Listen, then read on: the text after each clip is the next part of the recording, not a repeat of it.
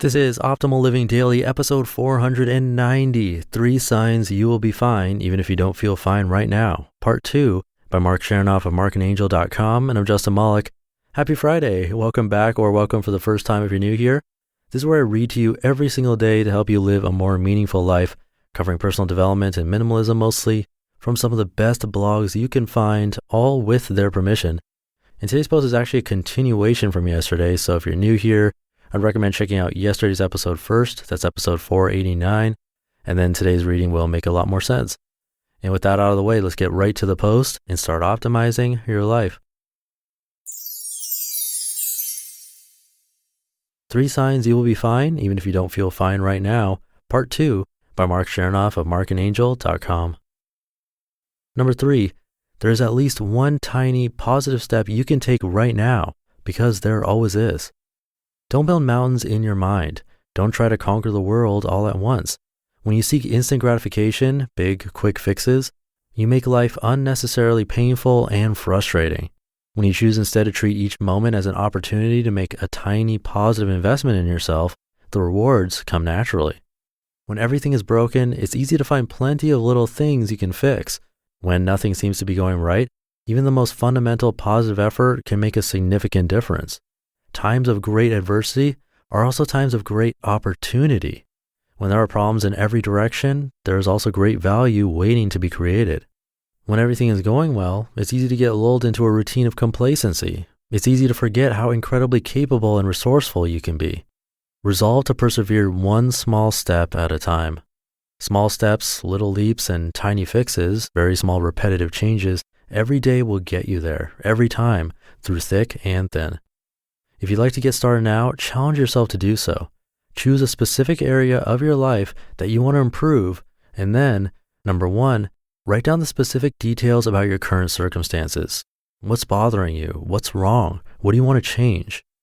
Number 2, write down your answer to this question. What are the daily rituals that have contributed to your current circumstances? Be honest with yourself. What are you doing that contributes to the situation you're in? Number 3, write down the specific details about your ideal circumstances. What would make you happy? What does your ideal situation look like? Number 4, write down your answer to this question. What are the daily rituals that will get you from where you are to where you want to be? Think about it. What small daily steps will help you move forward? The bottom line is that every moment of your life builds upon the next. This moment is the bridge between the reality of where you are and the vision of where you want to be. Reality is indeed approaching you every second. And the great thing is, you're able to alter it as it arrives. You just have to decide what you want to do with it. The greatest of all mistakes is to do nothing simply because you can only do a little right now. And again, it is far more productive to take many small steps in the right direction than to make a giant leap only to stumble and fall and never get up again. The path to what you want most in life requires a ritual of 1,000 small steps spread out over time. Figure out where you want to go, take the first step, and keep on stepping. Diligence and persistence will get you there. Angel and I build daily life-changing rituals with our students in the Goals and Growth module of Getting Back to Happy. Afterthoughts on being fine and loving yourself. Most of us are familiar with the practice of loving and caring for our parents, children, or significant others. And although we do so imperfectly, we do our best to practice this love for them on a daily basis. But do we attempt to practice the same level of love and care with ourselves? Oftentimes the answer is no. Think about it. How often do you criticize your physical appearance? How often do you tell yourself you aren't good enough? How often do you unfairly compare yourself to others? How often do you guilt yourself into doing things? How often do you put your own needs last? How often do you berate yourself for making mistakes? I'll be the first to admit that I still struggle with all of those, and I know I'm not the only one. For many of us, there's an underlying feeling of being less than we think we should be. This isn't something we consciously do to ourselves, but it happens again and again, and we can choose differently. You can choose differently. Today, what if you start practicing a little more self-love, self-care, and self-acceptance? What if you took a good look at yourself, your body, your feelings, your situation, and told yourself, you are perfectly fine, you are enough, you are worth it? How would doing so change your attitude in life? Seriously think about the possibility of accepting everything about yourself just as you are right now without yearning to change yourself in any way.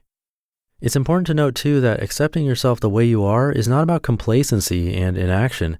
It's about realizing that you can't hate and berate yourself into a better version of yourself.